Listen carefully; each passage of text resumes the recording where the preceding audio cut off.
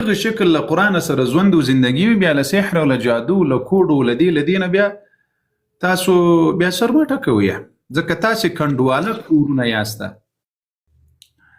زموږ دا ټول خلق څوک له بچو شکایت کوي، وایي دا مې احترام نه کوي. څوک له بد اخلاقي شکایت کوي چې د ما ورور، د ما زوی، د ما پلان او پلان دا بد اخلاقه دي، ټولنه بد اخلاقه سوې ده وغیره وغیره. د عمر رضی الله عنه په زمانه کې، غالبا د عمر رضی الله عنه زمانه ده، نو یو کس راغلل د باندې په سارا کې ژوند او زندګي کول. زوی وهلی و، زوی وهلی و، پلار یې وهلی و. قاري صاحب محترم، پلار یې وهلی و، مهرباني، سم خوندور یې وهلی و. عمر رضی الله عنه له دې بچي نه پوښتنه وکړه ستا دا پلار ولې وهلی ده؟ ویا امیر المؤمنین ما خو پلار نه ده وهلی، خو پلار داسې لار راته ښودلې و، په هغې مې عمل وکړل. وایي پلار دې څه لاره درته ښودلې وه؟ نو وایي سار چې به راجګ سوم، پلار به راته ویل چې ځه بچی د پسونو ګډو غوایو خره دې باندې بوځه. نو سار به لاړم، ماښام به کور ته راتلم، پلار مې راته ویلي و چې که چیرې د دوو خرو په منځ کې جنګ سول، جګړه یې سوله، نو ته به سره جدا کیې، که نه جدا کېدل بیا یې په دې لکڼه راواخله، په دا سر باندې داسې وهه، په خپله به جدا کېږي سره. الله اکبر. نو بله ورځ وایي زه کور ته راغلم، د مور و پلار مې وایي په خپل منځ کې جنګ وسره. نو پلار ته وایم چې پرېږده، مور ته وایم چې پرېږده، نه جدا کېږي سره. وایي اخر مې دا لکڼه راواخیسته، پلار مې په دې مزغي باندې ووهل. الله اکبر. نو یا امیر المؤمنین اول خو دغه خبره پلار را زده کړې وه، بیا مې د خرو ګمان ور باندې وکړل، په دوی هم ځکه مې په دې ډانګي باندې والي دي. بشک د څه شي ګمان مې ور باندې وکړل؟ په پلار مې وایي د خرو ګمان مو کوي ځکه په ډانګي وهلي، او په ده باندې هغه نوم یې رانه هېر سول، په ده باندې د غوزاڼې نوم ایښی و. په عربي کې د پښتو کې غوزاڼې راځي، په عربي کې داسې ښه ورته وایي، هغه نوم یې رانه هېر سول. نو هغه پلار ته یې مخ ورواله ور وایي ډېر ښه یې در سره کړي دي،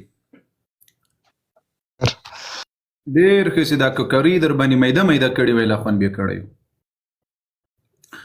نو اوس دغه خلقو ته زه وایم چې تاسو په دغه شکل له قرآن سره ژوند او زندګي وي، بیا له سحر او له جادو له کوډو له دې نه بیا تاسو بیا سرمټه کوئ، ځکه تاسې کنډواله کورونه یاسته. څه شی یاست؟ کنډواله کورونه یاسته. په تاسو به سحر، په تاسو جادو، په تاسو به یو څو بل څه، دا به ټول تاثیر در باندې کوي، ځکه قرآن سره مو تعلق نسته، د الله جل وعلا له کتاب سره مو څه شی نسته، تعلق مو نشته. تاسو ته بیا چې دا درسونه درته نه وي، بیا به د دې ارمان درځي. ګوریا په موږ تاسو باندې ولې بد نظر ډیر تاثیر کوي، سحر را باندې تاثیر کوي، جادو را باندې تاثیر کوي، بل دا بلاوی را باندې تاثیر کوي، ولې ډیر؟ ځکه قاري صاحب محترم د دین په خدمت کې اخته یو. الحمدلله. نه د ما مطلب دلته قرآن سره رابطه نشته. قاري صاحب قرآن سره، الله اکبر، ابو دجانه مننه د زړه سره. د موږ او تاسو په دې پښتنو باندې سحر په دوی تاثیر کوي، کوډي په دوی تاثیر کوي، جادو په دوی تاثیر کوي، بد نظر په دوی تاثیر کوي، حسد په دوی تاثیر کوي. ولی؟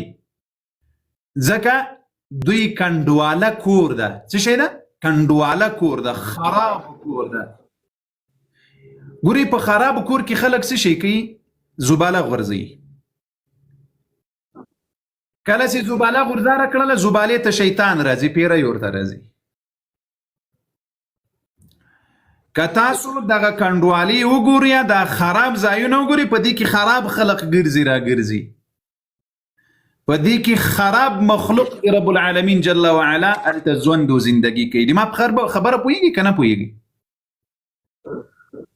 اوس نبی علیه الصلاة والسلام چې مثال ورکړی، وایي که د چا یوه حصه قرآن نه وي یاد، نه وي زده کړی، دا وایي داسې ده لکه خراب کور، لکه کنډواله کور.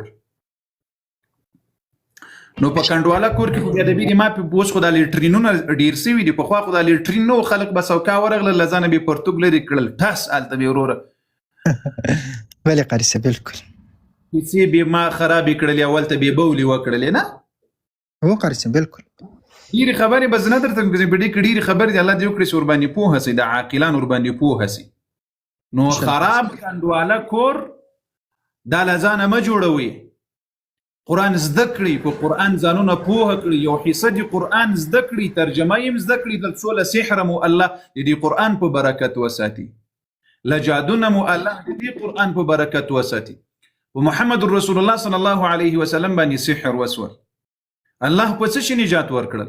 په همدغه قرآن رب العالمین نجات ورکړل.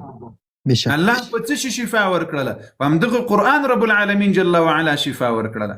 همدا اخیری سورتونه معوذتین د څه شي لپاره را نازل شول؟ خو د همدغه د پیغمبر علیه الصلاة والسلام باندې جادو سوی.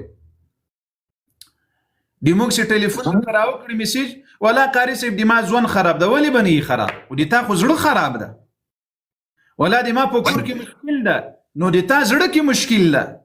ولا د ما له خپل بچو سره له یو بل سره مې ډېرې قصې سره خرابې دي، د تا زړه خراب ده، زړه د قصې درته خرابې کړي دي. ته زړه کې ځکه محمد رسول الله صلی الله علیه وعلى آله وسلم څه وایي؟ محمد رسول الله صلی الله علیه وسلم وایي د انسان په ټول بدن کې دومره ټوټه ده، غوښه د غوښې ټوټه ده دومره،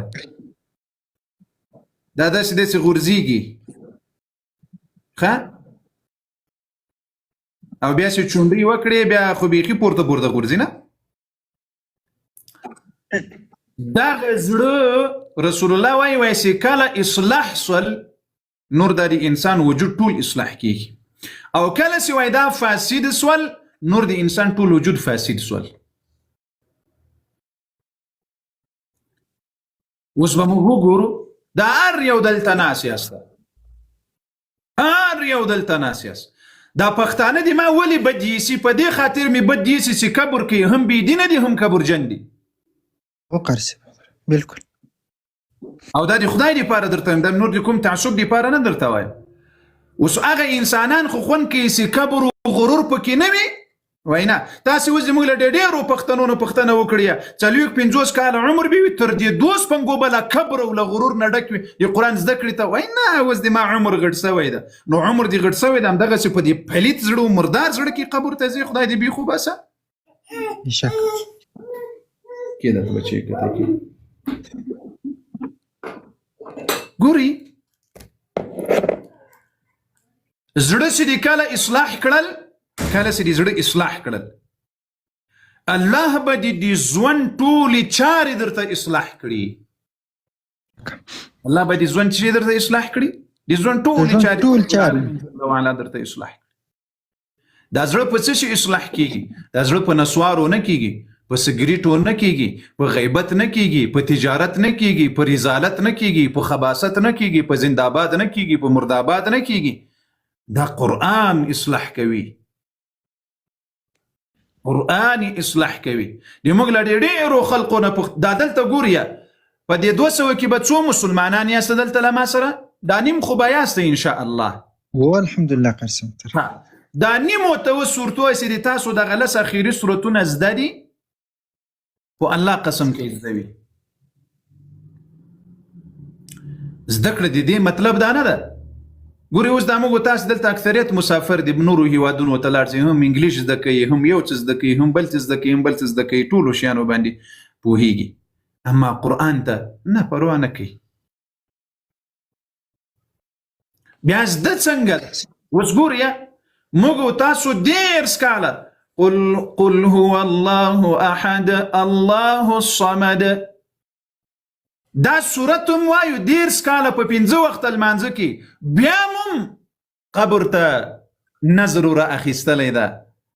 قبر ته مې زنانه ور روانې وي، در مې وړ غنم زیره ته راکړي سره زمن زیره ته. بېشک بالکل قاري صاحب. دا صورت سورة الاخلاص دا مولانا د زده کړی، په دې لا مو ځانونه نه دي پوهه کړي چې په دغه صورت کې رب څه شی راته وایي. قرآن خو قرآن الفاظ ثواب لري، په دې کې شک نسته. اوس مثلا که څوک قرآن همداسې تلاوت کوي په هر حرف باندې یوه نیکي ده بیا هغه نیکي په لس نیکي الله ورته بدلوي. خو زه تاسو ته موږ ته دا د قرآن تلاوت ولې خوند نه راکوي؟ پوهېږئ ولې؟ محترم نه پوهېږو قاري صاحب. تاسې اوس دلته یو اخبار راواخلئ چې په هغه اخبار تاسو نه پوهېږئ. مثلا دغه د شمالي کوریا د کینګ جونګ بانګ ده که څه بله ده د دغه د ژبې اخبار راواخلئ کوریایي ژبه و بیا ورته کینی او وایستی دا به خوند درکړي تاسو ته؟ نه قاري صاحب محترم. ولې؟ ځکه چې په پوهېږو نه په معنا یې نه پوهېږو مطلب نه ځینې اخیستی شو. دا قرآن چې موږ ته خوند نه راکوي په څه خاطر خوند نه راکوي؟ په دې خاطر خوند نه راکوي چې ورباندې پوهېږو نو چې په دې کې رب څه راته وي. بلکل قاري صاحب محترم. داسې عثمان ورباندې پوهېدل په 2 رکعته لمانځه کې به د قرآن ختمول. اکبر. داسې صحابه و ځان ورباندې خبر کړی و ورباندې پوهېدل الله داسې په دنیا کې مې عزتمند کړي وو داسې د عزت ژوند ورکړی وو د سرلوړي ژوند الله ورکړی وو. دا اخیري لس سورتونه دا زده کړي په دې ځانونه پوهه کړي د دې ترجمه زده کړي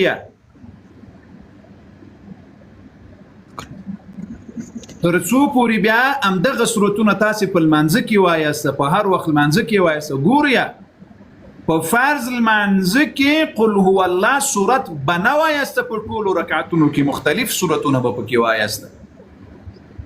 بلکل قاري صاحب محترم. دا زده کړي دا سورتونه په ترجمه یې زده کړي په دې کې داسې عظیم سورتونه